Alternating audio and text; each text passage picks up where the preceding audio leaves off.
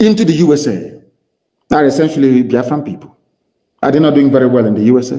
They are excelling in the USA. Is anybody in their right senses ever suggesting that we should be one country with the USA because our people are doing very well? I want to be very generous to the likes of Lai Mohammed and all those misguided nationalists that you have in the zoo called Nigeria. It's a very simple question. If you claim that somebody doing business successfully in Maiduguri or in Bauchi is a panacea, is the reason why we should be together as one country, there are people who are doing very well in the UK as we speak, running successful businesses. It doesn't matter if they are Biafrans, there are Yoruba people doing exceptionally well. These are multimillionaires in pound sterling. Are you now implying that Britain should come back to recolonize us because there are people who are doing very well in Britain? Simple common sense. I'm sure that you know that the answer is no. So I want Lai Mohammed and all those peddling this fictitious line that now what holds us together is more than what divides us. What is holding us together now is Fulani laziness and Fulani greed. Their lecherous behavior, blood-sucking demonic behavior. They contribute nothing to the national coffers. I keep asking myself all the time, if you sit down and you ask yourself, what is it that the Fulani Janjaweed, especially their so-called elite, are contributing towards the national development of the place called Zoological Republic of Nigeria? The answer is absolutely nothing. All they do is that they steal. The ordinary Alamajiri Janjaweed may move cattle from place to place. At least they provide meat to an extent to those that want to eat their useless poisoned meat. What does a ordinary Fulani Janjaweed so-called elite, all of them that are stealing money and sharing it in Abuja, in Kaduna, in Sokoto and all that, just tell me what they have contributed. I keep asking this question, nobody can answer it. Absolutely nothing.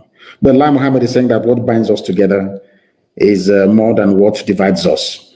And he went on to say, listen, we are moved by security issues around the country and called for a meeting of all relevant stakeholders on April the 8th in Kaduna. That we have ethnicity issues is not new. I'm quoting verbatim what Lai Mohammed said. That we have ethnicity issues is not new. Then he started to mention the problems of Nigeria. Number one is the beloved IPOB. Second, Boko Haram. And thirdly, farmer-header clashes, not Fulani bandits. The reason why this animal called Lai Mohammed mentioned Boko Haram is because over the years, they tried to coerce Boko Haram to deliver their own agenda, their own jihadist, Wahhabi, Janjaweed agenda, and Shekau said no. That's why they're including them here.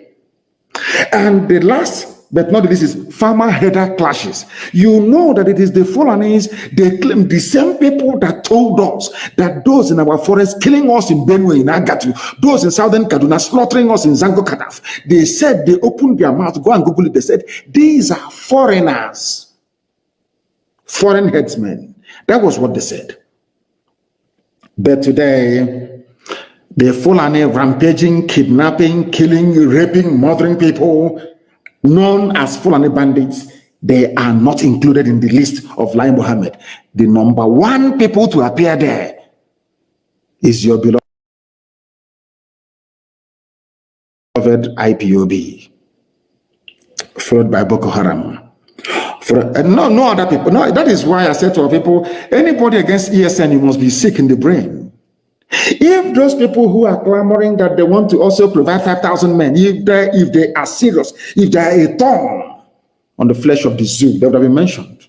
Only IPOB. They talk about secession. They talk about IPOB.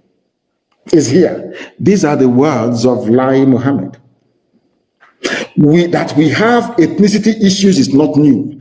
IPOB, Boko Haram, and farmer-header clashes are not new. All we must do is to look for a way forward. What is that way forward? By Fulanizing everybody. By Fulanizing everybody. These are the things that some of you must understand. And what they intend to do, as they have done in the past few hours, is to unleash their so-called DSS that can never catch Boko Haram. DSS can never catch ISIS in West Africa province, which is ISWAP. But DSS can never ever catch Fulani bandits. The only people they catch, you'll be in your house sleeping at night. They will storm your place with their darkened hillocks and they're doing cowboy, abducting innocent people who are not armed. You must understand this very carefully, what they are doing. That is Nigeria for you. And they claim that they're doing their job. Because we are the people threatening the complete Fulani takeover of the whole of Nigeria. Only IPOB. I'm sorry to say. That is why we are being mentioned. You know what Lai Mohammed said? He said, we are aware of them, which means he's aware of IPOB. The government is working. Cessation is not the way out of our challenges. You don't cure a headache by beheading the patient. The things that unite us in Nigeria are more than what separates us, he said.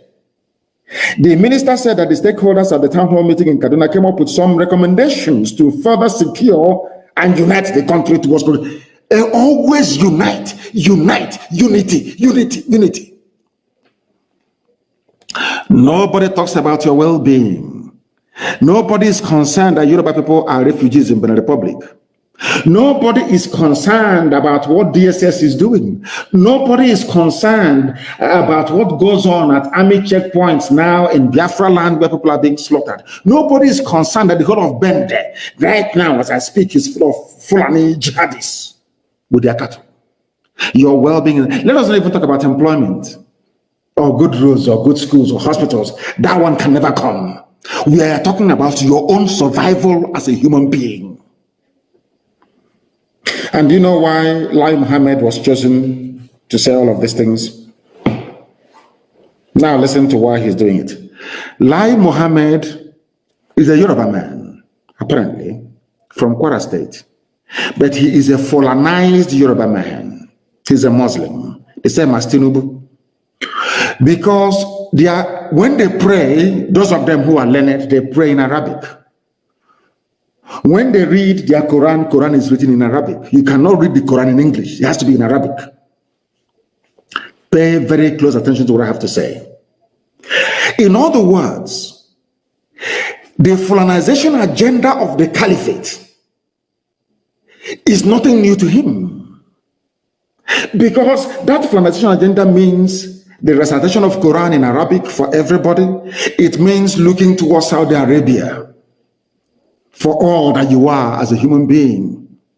These are the things you must bear in mind. So to Lai Mohammed and other Kwara Yoruba, should I call them Muslims, it's nothing new. For all they care, the supreme leader of all Muslims in Nigeria is the Sultan of Sokoto. It can never be a Yoruba man. Understand this very carefully. The Sultan of Sokoto, the leader of Muslims in Nigeria forever and ever, as long as the zoo stays together as one entity, which it cannot stay, of course. We'll make sure of that. It's going to always be the Sultan of Sokoto. There is no way in this life that the Sultan of Sokoto can ever be a Yoruba man. In other words, every Yoruba person, including Lai Mohammed, including Trøúble, every Yoruba person, especially a Muslim that subscribes to one Nigeria, they are saying that in perpetuity, the Fulani will lord it over us. Some people may try to draw the analogy with Christianity and say, how about the Pope? There's never been an African Pope, but of course, at least it is subject to a vote. One day, who knows, a black Pope may emerge. It has nothing to do with us. The same thing that I have against some of them of the English persuasion when it comes to Christian worship, Anglican Church. There is nowhere in this life the Archbishop of Canterbury, appointed by the Queen of England, can ever be a black person. It's not possible. It's not possible. It can never be done. The same way there is no way in this world that the Sultan of Sokoto, the supreme leader of Muslims in Nigeria, will ever be a Yoruba man. So every Yoruba person canvassing or campaigning for one Nigeria, you are saying that you have double yoke. Obasanjo emerged, the Yoruba man, as the head of state of Nigeria because the Fulani said so. He came back again and became civilian head of state because the Fulani said so. Shonekon emerged because the Fulani said so. When Yorubas wanted their own person to be the president, Fulani said no. Abiola, and he was not the president.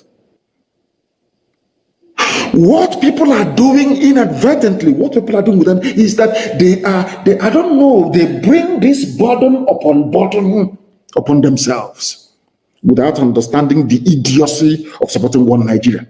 The reason why I touched upon this is because the only thing, Nigeria is a totalitarian state. They give you the misleading and erroneous impression that somehow we're all together in a democracy. Nigeria is a totalitarian state. It's not a democracy. Why am I saying this? Now, there is insurgency all across the north, restiveness in the south, so to speak, people agitating for their freedom. Let me tell you the recommendation that they come up with in Kaduna. The stakeholders recommended that security operatives be equipped with modern equipment to boost efficiency necessary to win the trust and confidence of the people. Who are the people running your security agencies, Fulani? Who are the people causing the problem of insecurity in Nigeria, Fulani? And I stand this night and I ask everybody who is in that zoo, every animal in the zoo called a Nigerian. I want to ask a simple question. Just name somebody, one person that reported the activities of Fulani killers and headsmen to any police or divisional police of headquarters manned by a Fulani person and something was done about it. 4 times now, the Fulani headsmen have attacked Enugu. 9 times they've attacked Ebonyi. At no point during these attacks did the commissioner for police in any of these states, never ever during these attacks did the commandant or the head of army at 82 Division ever send soldiers to go and stop the slaughter of the innocent in the villages. Never, but they are there. Their job is to keep Nigeria united, not to secure Nigeria. That is why this evening, as we are live on air, I'm announcing that people should stop traveling in and out of Enugu at night. Now, the Janjaweed are operating from Loba given to them by Ojus Okalo. Loba is a terrorist base of the Fulani in our land. But you have governors all over the place. You have people living in Abuja and in Lagos, pontificating and talking rubbish every place there about their beloved one zoo, one Nigeria. This is what is happening in our land. This was exactly what gave birth to Eastern Security Network. They have met in their Kaduna. They have held a meeting. Nobody said we should recall all headers and ban open grazing. Oh, sorry, not to ban, to enforce the ban on open grazing of 1969. Nobody is saying anything about it. No, 1968. And I must correct myself. 1968.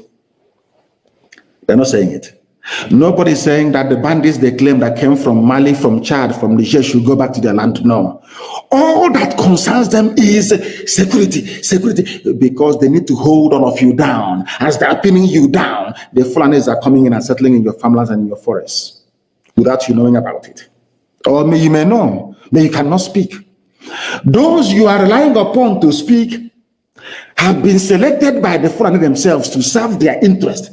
And you call them governors, you call them Igwe, you call them Eze, you call them traditional, you call them local government chairman. These are people. It's a long-running project of the Fulani to select your leaders for you.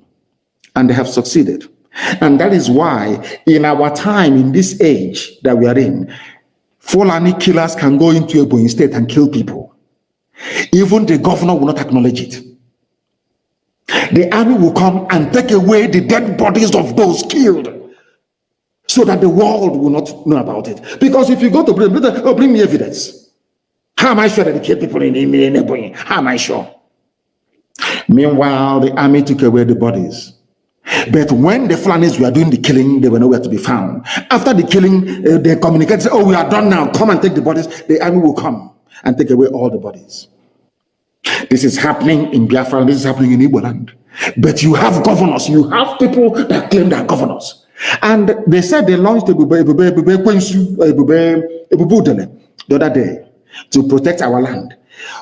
Within 3 days of their launch of their so-called Ebubago, Ebuin was under attack. They never responded. It fell upon IPOB to command the Eastern Security Network to go and do the needful to secure our land. And people don't understand what we are facing every blessed day. Every blessed day. You don't understand, because they have limitless number. They have armies coming from, these are Fulani. Nigeria has been promised to the Fulani. Britain has given Nigeria to Fulani people. For some of you who do not know, for some of you who are too stupid to understand, Fulani own Nigeria right now, and they know there is no border. They build railway to Niger Republic. There is no scrutiny, no accountability, nothing. Niger people can come into the zoo and register to vote. They can do whatever they like. And all of you from the south, you're just there looking, saying one Nigeria. Sometimes, sometimes I get very, very upset. And I said to myself, why don't we allow these people to take over the whole of the south so that your eyes can now open? Because some of you are still blind. You're so foolish. You don't understand what is happening. I'll give you a very simple example. I despise Dangote. He is not the richest man in Africa. And I will tell you why. Because he's running a monopoly. In America, he will be in jail. I keep saying this. Every broadcaster come and I tell you. All of you were there. Let me tell you what the Fulanis have in store for you. Go into ordinary business. In every sphere of the economy, the Fulani dominate. Their stranglehold is total. They own over 90% of the oil wells. The reason why they own these oil wells is because people from the coastal region of Biafra land forgot who they are to allow the enemy to come in. That is why Ogoni land is polluted and can never be cleaned. That is why every year resource control with nothing happening. Because of the efficiency of divide and rule that they applied. Of course, the British applied. Let me tell you what they have done. Cement. Everybody must buy cement to build a house. Because of the way the white man taught us to build houses. Whereas before we used to use clay to build our houses to maintain the temperature inside at 26 or 27 degrees centigrade. And all of a sudden it's all breeze block. There is a conductor of heat. Let's put that to one side. For you to build a house. Let me tell you how clever the Fulanis are with their British advisors. Everybody needs shelter at some point. If you're successful in life, you're bound to build a house. Even if you don't build, you're bound to rent a house. You're not going to sleep outside.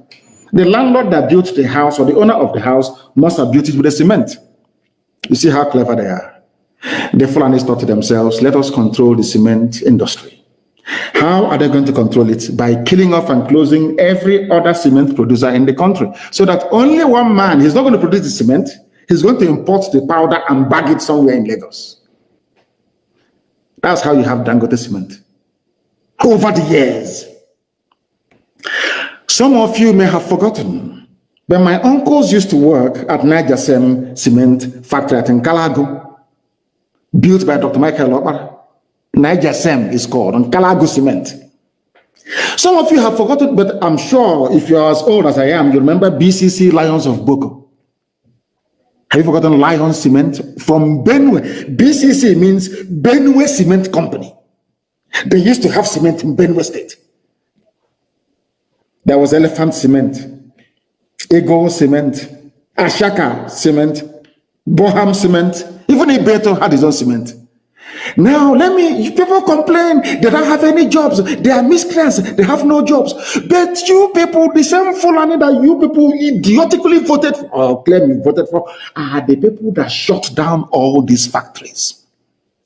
They want Fulani to control you. They gave the monopoly, the license to import cement to one single Fulani man.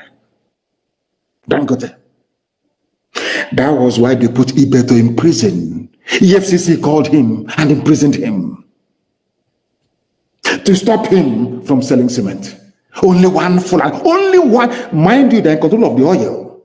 Only one Fulani man. Some of you are so stupid in Nigeria. I don't know the type of God that made some of you, but I will educate and I will enlighten you.